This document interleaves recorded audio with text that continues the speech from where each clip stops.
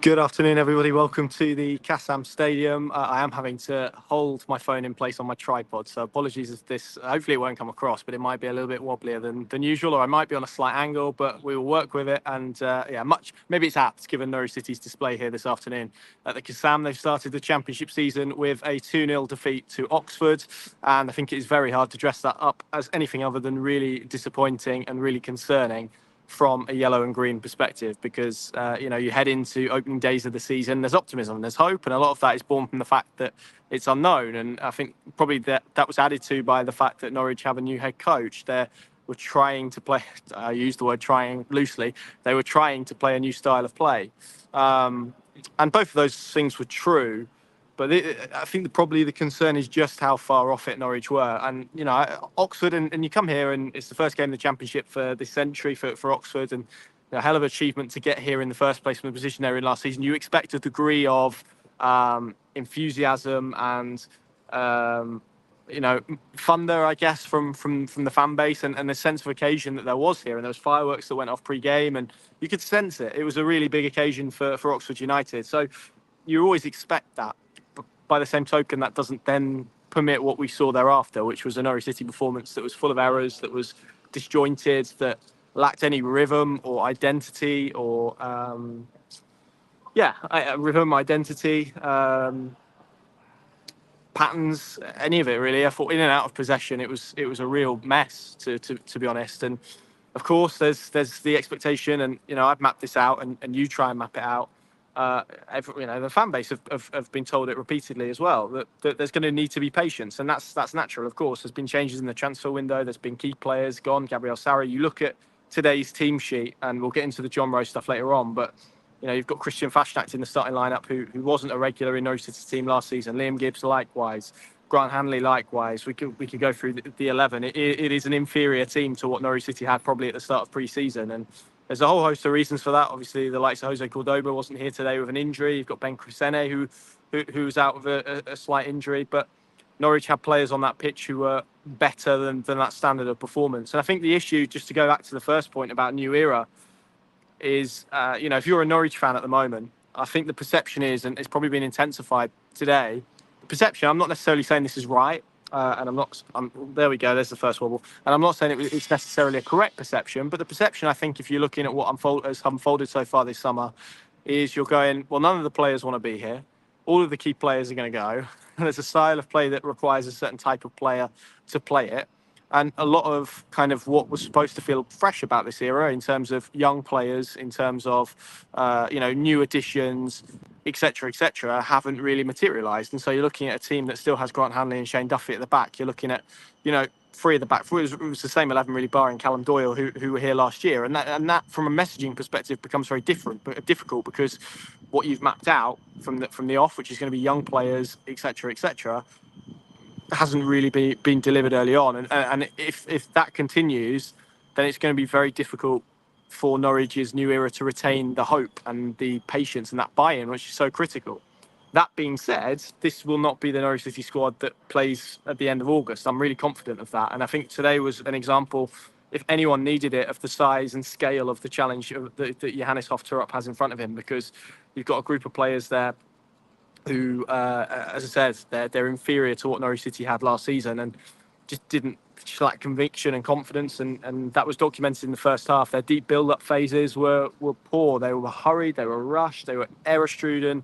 It was painful to watch at times, them trying to move the ball into the midfield third. And the reality is, and the thing is, underpinning all of that point is all of that is true, and yet the times they did break that press and the times they did get themselves up the pitch, there was spaces to go and exploit them. And then we're talking about probably a lack of quality in the final third to capitalise on those spaces and those moments and those opportunities. So that, I think, is the frustrating element, that when they did the elements that they were designed to do and what you hope to see, it was okay at points, but those points were, and I'm really clutching at straws, they were few and far between today. What we saw for the most part was a real struggle, a willingness to go direct at pretty much every opportunity where there was some pressure. And, I don't want to be disrespectful to Oxford. I think they played very well. They deserved to win, absolutely. They should have probably won by more. They hit the bar, etc.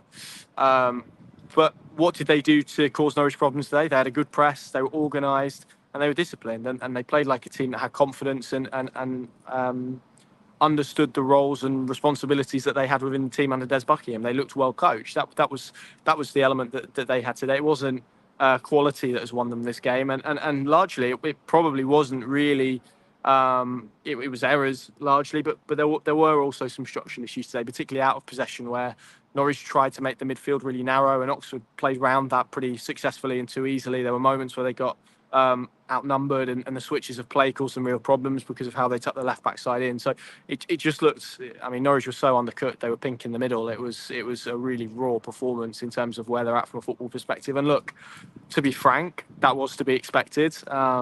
It was never going to be come here today and to play like prime Barcelona in 2011, but equally at the same point, you would have hoped to see a little bit more meat on the bones, a little bit more to stand here tonight and to feel optimistic about, and to feel hopeful about, and to point out and say, hey, you know what, there was mistakes and you can accept mistakes, but at least Norwich did this, or at least they attacked in this way, or at least they showed some promise at the other end, etc. And there wasn't really that, to be honest. They were pretty anemic all over the pitch, and that will be, I think, a real concern for everybody, because at this stage, I think you would have wanted to see a little bit more than what they've shown today. So it's hard, because I expect, I spoke about this on the podcast. I think August is going to be really tough. Was always going to be really tough, and it's not an excuse. But Norwich City had planned today for Jonathan Rowe to be on the right side of midfield. He was in the starting lineup. They prepared all week for that eventuality. To then have this drip that looks premeditated. I can't say it was, but I can only speculate that it was. And when you work in this industry and you do what I do, and you do what the other guys here do, I think you can see usually when something is premeditated. And you've got kind of the story on Friday night of the Marseille bid. There were murmurings last night, by the way, that he was going to try and find a way not to play. To then do that on the morning of a game, having travelled with your team, having prepared all week, I think that's inexcusable, to be brutally honest, particularly given this is a football club who have nurtured John Rowe, from a very young age, through some very difficult moments in his life that he's spoken about, and some he hasn't spoken about. And then to repay them by, on the morning of a game, and Johannes Oftorup said he's never experienced anything like that in 18 months at Nordsjælland, and it's a shame. And look, we can say that he's been badly advised, or we can say that he's taken a wrong decision, but at the end of the day, he's a fully grown human being, irrespective of the advice that he was getting. I just don't think that's an excuse at all. A player of his ability, of his standing, should not be pulling out on the morning of a game. It is unacceptable and completely unprofessional, and it does him no good, I would suggest, because for a young player who hasn't scored since January, had pretty, pause a strong word, but wasn't really involved, largely due to fitness reasons in the second half of the season. It's really, it's disrespectful. It's, if I said today, if I phoned Paddy up and said, do you know what, Pad, I'm withdrawing myself from duty today because I don't know, I've got something else lined up.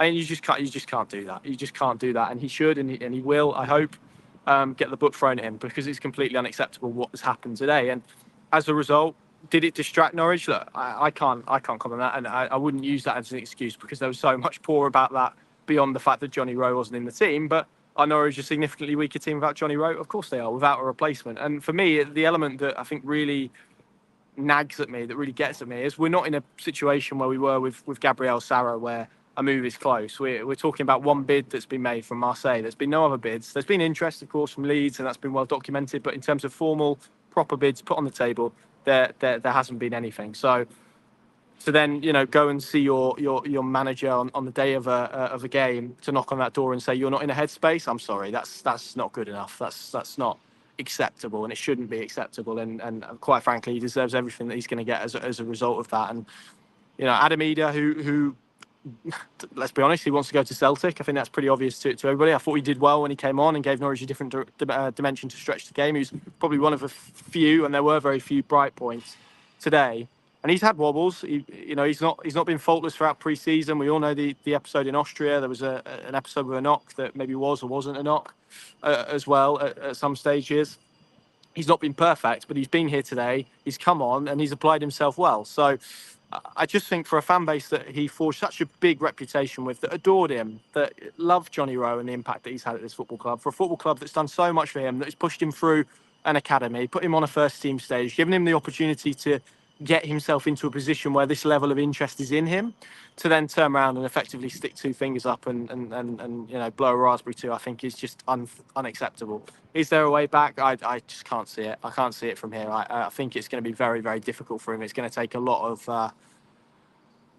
apologies and a lot of reflections. And Torop has said they'll have a meeting on that tomorrow. I think they need to cut their losses and get him gone. You cannot have player power ruling in that sense. And if I was a Norwich player in that dressing room, park everyone else, park the 1,500 fans that are here today. If I was a Norwich player in that dressing room, I would be furious, absolutely furious with him.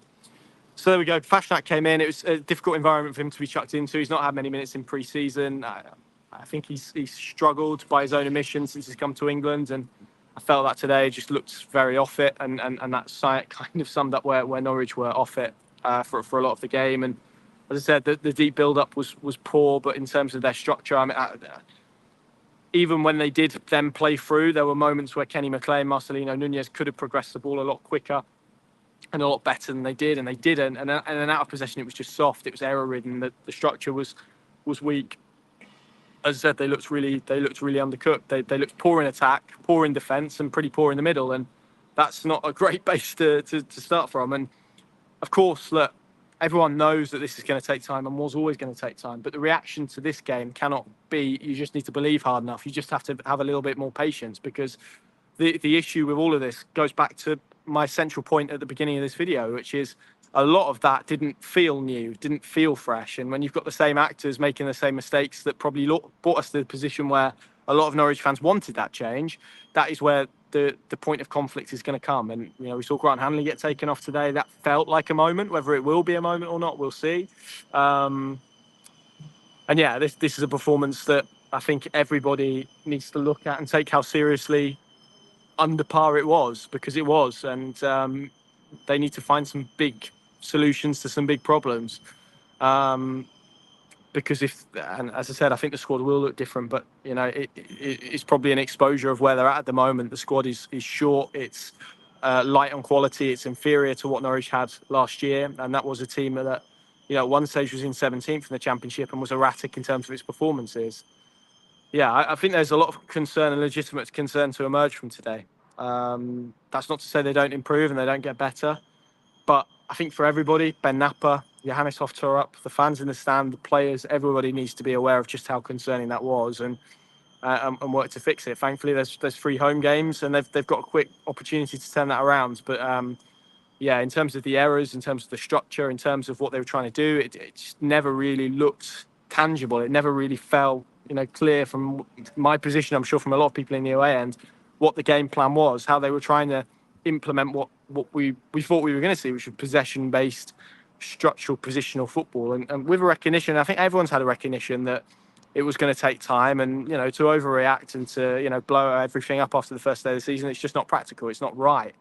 But by the same token, I think it's also right not to be satisfied and not to be comfortable with the level that Norwich City are at today, because it's probably one of the poorest. I didn't see Colchester, so with the exception of that, one of the poorest opening day displays that I've seen from a Norwich team for a significant period of time, and that is going to cause concern quite naturally. And I don't think it's a quick fix to any of these issues either. It's going to be a case of coaching and recruitment from outside, external help, that is going to solve them, because at the moment this squad looks really short and really light, and just frankly a little bit confused about what he's trying to do. So look, there were positives. I wanted to mention Fossen, who obviously only signed for the club yesterday from RB Salzburg. I thought he was really exciting, actually. There were some moments where and what he looked good at in his cameo actually was almost the mindset thing, just that willingness to try and play forward, to try and progress the ball, to try and get into positive positions, to try and make things happen. Not everything he tried came off, and there were moments where he lacked technical quality to probably deliver the end product, but his control in tight spaces, his ability to almost glide past players, the willingness to get Norwich up the pitch, I thought was positive. And it's going to be good, I think, to see him a bit more in the flesh as games go on. Adam Eder, as I mentioned, I thought he gave Norwich another dimension, a threat in behind. They didn't really have that pace and athleticism in their front line. Josh Sargent was largely starved of service, but never really got into the game particularly. So I thought he gave them a threat in behind and some running off the ball that caused some issues. So yeah, look, a lot to dissect today. Not an ideal opening day from the way it started with the John Rowe saga to where we are today. A lot of probably leave here today with more questions than answers, but yeah, it can only get better, right? Right? Come on, it can't be any worse than that, can it? Maybe it can. I don't know. We'll see what happens. Thank you very much for watching. Leave your comments. I want to hear what you thought of the game as well down below. I do read all of them, even the ones that aren't very nice. So do get them in down below. I want to read them, and yeah, be really intrigued. I think we've got spaces on social media at the moment with Sam, so you can go and give your thoughts to him as well. And yeah, tough day for everyone involved. Thank you very much for watching. Enjoy the rest of your weekend, and I'll see you again on Tuesday night for the cup game against Stevenage. Yay. See you soon.